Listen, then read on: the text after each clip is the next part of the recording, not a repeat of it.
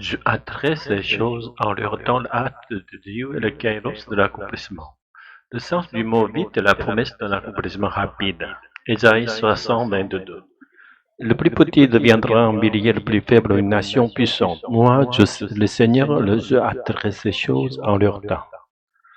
Le verbe hébreu ouch signifie hâter, se presser, accomplir rapidement. Te souviens-tu du nom Maresh al-Hasbaz? C'était le nom du fils prophète Ésaïe, symbole de la chute rapide du royaume d'Israël, du nord face à la Syrie. Ce nom signifie littéralement marais, rapide, chalal, pillage, hache, prompt, base, butin.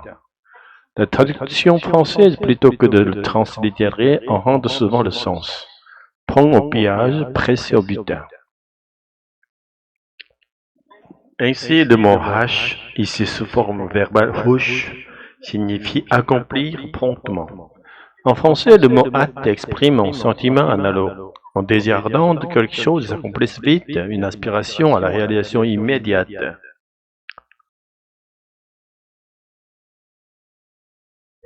Le contexte historique du livre d'Ésaïe.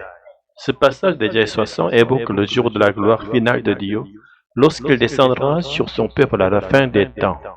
Les spécialistes de l'Ancien Testament divisent le livre d'Ésaïe en trois grandes parties. Le premier Ésaïe, chapitre 39, fut écrit entre 1640 et 1600 avec Jésus-Christ, alors que le royaume de Juda subissait la menace assyrienne. Ésaïe proclame le jugement divin et appelle le peuple à la repentance. Le second Ésaïe, chapitre 40 à 55, réalisé vers 540 avant Jésus-Christ, chante l'espérance du retour des résultats grâce à Cyrus, roi de Perse. Ici domine le thème de la consolation, de la libération et de la restauration d'Israël.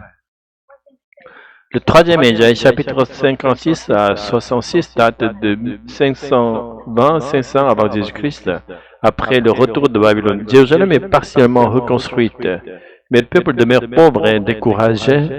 Ces derniers ensemble annoncent une gloire future, le salut universel et le monde nouveau. Certains estiment que tout le livre doit être attribué à Ésaïe lui-même pour respecter la sainteté du texte. Pourtant, la véritable auteur de l'écriture est le Saint-Esprit. Dieu utilise l'intelligence et la plume de ses serviteurs, mais c'est lui qui inspire et conduit leurs paroles. Ainsi, au lieu de nous attacher à l'Ésaïe ou à Moïse à nous-mêmes, nous devons regarder Dieu qui parle à travers eux. J'ai voulu commencer par ces précisions pour rappeler que plus de 2500 ans se sont écoulés depuis la rédaction d'Ésaïe 60 et pourtant la promesse de Dieu d'accomplir vite ce jour n'est pas encore réalisée. Dieu a créé ces choses, le désir ardent de Dieu. Dieu ne mange jamais ce dont il promet d'accomplir promptement, nous devons en rechercher le sens spirituel. En évoquant le mot français hâte, nous comprenons que Dieu désire ardemment venir à nous, nous bénir, se manifester parmi nous. L'expression Dieu hâterait ces choses ne signifie pas une précipitation humaine, mais le mouvement du cœur divin en Dieu impatient d'aimer et de sauver. Cependant, le texte ajoute en leur temps. Cela signifie que même si Dieu désire venir sans délai, le kairos, le moment favorable de Dieu n'est pas encore arrivé. Et c'est là que se cache le mystère du christianisme, car cette promesse a déjà été accomplie il y a 2000 ans. Dieu est venu en chair dans la personne de Jésus-Christ. Le Fils de Dieu a offert sa vie sur la croix et ressuscité et a ensuite envoyé le Saint-Esprit. Depuis lors, Dieu demeure présent dans le monde par son esprit au milieu de ceux qui croient.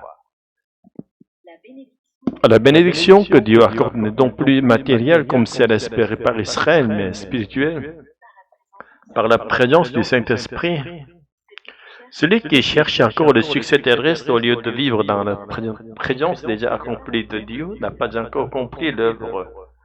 Le cœur de l'Évangile, la véritable bénédiction, partageait la présence divine. Depuis la venue du Christ, le temps de la fin, c'est-à-dire le temps du passage, dure depuis 2000 ans.